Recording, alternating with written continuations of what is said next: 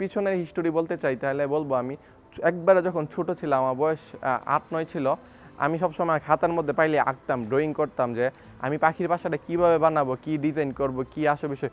ওই সময় কোনো ইউটিউবে ভিডিও ছিল না, কিছু ছিল না, নিজে যেভাবে মন চাইতো ওইভাবে পরিকল্পনা করতাম। এখন আলহামদুলিল্লাহ যেমন চাইছিলাম ওমনভাবে করতে পারি নাই, তবে যতটুকু করতে পারছি মনে হচ্ছে যে মানে শান্তি পাচ্ছি আর কি। আসলে সবাই একটা ওপেন এভিয়ারি চাই যেটার মধ্যে পাখি উড়াউড়ি করবে। তো এটা আমার একটা ইচ্ছা ছিল। হয়তো আপনারা যারা ভিডিও দেখতেছেন আপনাদের মধ্যে এমন ইচ্ছা সবার থাকতে পারে। তো আশা করি যাতে আল্লাহ সবার ইচ্ছাটা পূরণ করে। আমার ইচ্ছা আলহামদুলিল্লাহ আমি বলবো পূরণ হয়ে গেছে। এখন জাস্ট পাখিগুলো ছাড়বো আমি। এখন কিন্তু এটার মধ্যে কিন্তু আমার ছোটো ভাইরা অনেক রিকোয়েস্ট করতেছে যে ভাই একটা পাখি ছাড়ো ছাড়ো। আমি ছাড়তেছি না, কারণ একটা ফিলিং আছে, একবারে পুরো সেট আপ করবো। এগুলো যা দেখতে পারতেছেন বেশিরভাগই আমরা নিজের হাতে করছি, বেশি করি নাই। আমার বন্ধু বান্ধব সবাই মিললে সেটা এটা কাজ করছে। আমার বাড়ির ফ্যামিলি মানুষও কিন্তু এটার প্রতি অনেক শ্রম দিচ্ছে। তো আমি আগে একটুখানে ভিতরের জায়গাটা দেখাই, ইনশাল্লাহ এটা নিয়ে আলাদা একটা ভিডিও হবে। তারপর আগে একটু দেখাই ফেলি। এই যে বাসা আছে এইদিকে, এগুলো কালকে লাগাইছি, এগুলো আমি নিজের হাতে রং করছি। এটাও আমি নিজের হাতে রং করছি, হয়তো আপনারা একটা ভিডিওতে দেখতে পারছেন। হ্যাঁ, আর এইটা কিন্তু যাক আমি আর কিছু বলবো না, ইনশাল্লাহ কালকে। আমার হাতে দুইটা সুন্দর অস্ট্রেলিয়ান ঘুঘু পাখি দেখতে পারতেছে। আমি এক জোড়া বাচ্চা মিরপুর থেকে কিনে আনছিলাম। এক জোড়া ঘুঘু পাখি বয়স ছিল 3-4 মাস সম্ভবত বয়স ছিল। তো আমার এক জোড়া থেকে এখন আপনারা তো জানেন কত জোড়া হয়েছে। আর এই বাচ্চাগুলো এত পরিমাণ সুন্দর, হ্যাঁ কি বলবো আমি আসলে বুঝতে পারতেছি না। আর এদের জন্যই আমি তৈরি করছি আমার এই এভিয়ারিটা। ইনশাল্লাহ আজকে কিছুই হবে না, আজকে এটার ভিতরে কোনো ছাড়বো না। আমার এটার কাজ কিন্তু আলহামদুলিল্লাহ 90% শেষ। শুধু আর কিছু বাকি আছে, সিক্রেট রাখি এগুলো কি ইনশাল্লাহ এটা নিয়ে সামনে একটা ভিডিও আসবে। নেক্সট ভিডিওটা আশা করি এটা নিয়েই হবে।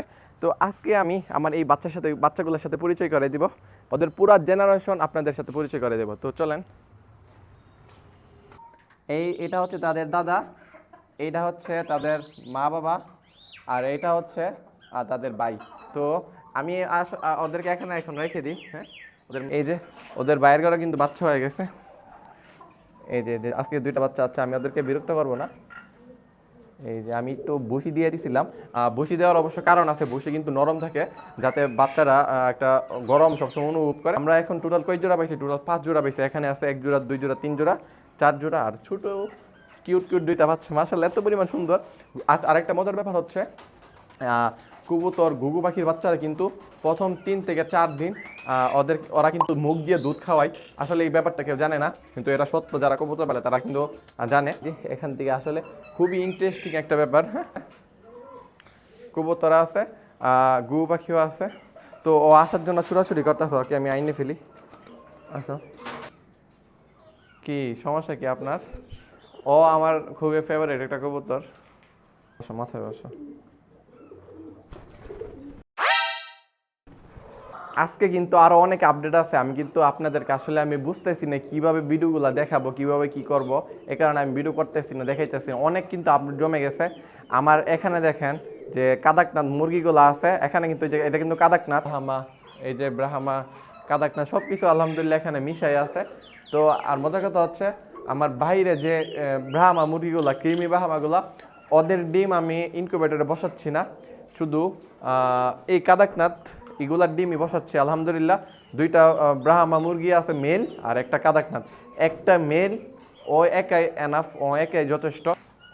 9-10টা ফিমেল, 3টা মেল আলহামদুলিল্লাহ। খুব সহজে ওদের সব কিছু হ্যান্ডেল হইতেছে। সবগুলাই ডিম জমতেছে, 10টা ফিমেলের ডিম সবগুলোই জমতেছে। 10টার থেকে সম্ভবত 6-7টা ডিম পারতেছে, আর 3টা কই দিনের ভিত্তি ডিম পারা শুরু করে দেবে। তো আমরা কিন্তু আরও অনেক আপডেট আছে, এগুলো দেখাবো। আর এদেরকে আমি কালকে ইনশাল্লাহ ছেড়ে দিব। আমাদের উপরে একটা কাজ করাইছিলাম, এই জন্য ওদেরকে আটকে রাখছিলাম। কাজটা শেষ, কালকে আপনার নিচে ডালাই দেওয়া হয়েছিল, কালকে এটা শক্ত হয়ে যাবে। আজকে হয়ে গেছিলো, তারপরে আমি একটা দিন সময় নিতেছি, কালকে আমি এটা ছেড়ে দেব।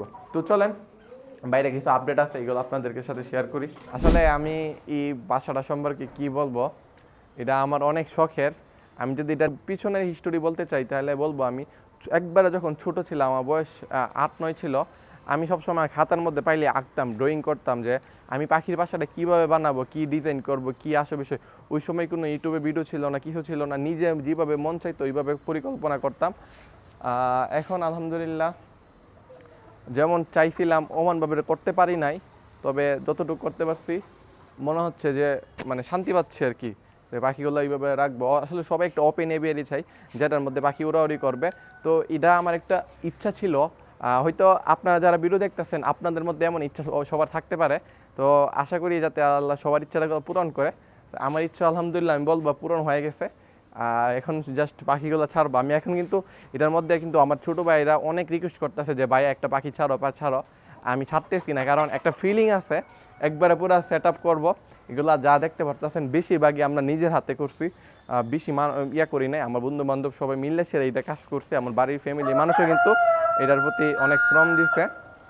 তো আমি আগে একটুখানে ভিতরের জায়গাটা দেখাই, ইনশাল্লাহ এটা নিয়ে আলাদা একটা ভিডিও হবে। তারপর আগে একটু দেখাই ফেলি। এই যে বাসা আছে এইদিকে, এগুলা কালকে লাগাইছি, এগুলো আমি নিজের হাতে রং করছি। এটাও আমি নিজের হাতে রং করছি, হয়তো আপনারা একটা ভিডিওতে দেখতে পারছেন। হ্যাঁ, আর এইটা কিন্তু যাক আমি আর কিছু বলবো না, ইনশাল্লাহ কালকে আছে। আর এটা কিন্তু আমি পুরাটা আমি আর আমার একটা ফ্রেন্ড মিলে পুরোটা রং করছি। নিচেও কিন্তু খুবই নোংরা ছিল, এগুলো কিন্তু রং করা হয়েছে আলহামদুলিল্লাহ। এখন জাস্ট একটু সময়ের অপেক্ষা, সময় হইলে এগুলোকে ছেড়ে দিব। সবগুলাই কিন্তু আলহামদুলিল্লাহ ডিম পারতেছে।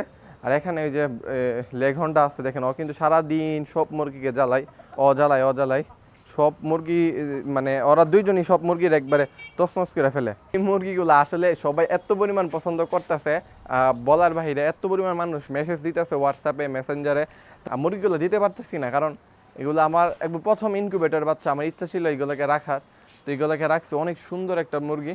আর ওরা কিন্তু যে ডিম পারতেছে, এই ডিমগুলো যদি আমি আপনাদেরকে দেখাই তাহলে আপনারা বুঝতে পারবেন ওদের যে ওরা মুরগিগুলো হেলদি আছে। এই যে ডিমগুলো তুমি একটু দেখাও ভিতরে ঢুকে, আজকে 3টা ডিম পারছে। এখানে মুরগি আছে টোটাল 5টা ফিমেল মুরগি আছে। তো এক এক দিন সব সময় আজকের ভিডিও আর বেশি লং করবো না, এখানে শেষ করে দিব। ইনশাল্লাহ আরও অনেক আপডেট আসতেছে, সব কিছু মিলে আমি আপনাদেরকে দেখাবো।